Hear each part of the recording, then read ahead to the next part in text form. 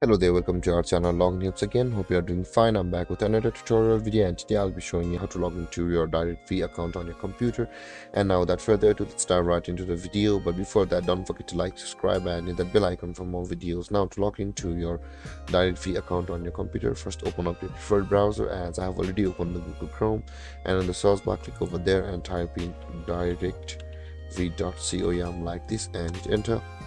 And after landing on the home page of directv.com itself, on the top right corner of the screen you can see the sign in button available over here. Click on sign in, and after that you'll be required to choose either the watch now or the account overview tabs. Over here for us it will be the watch now option.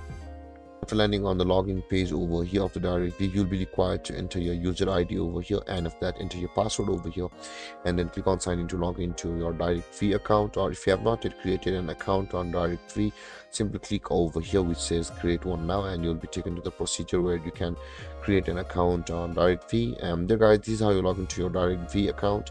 And if you have any confusions or questions regarding the topic, don't hesitate to comment in the comment section below, and don't forget to like, subscribe and hit the bell icon for more videos. Thank you for watching guys. Peace.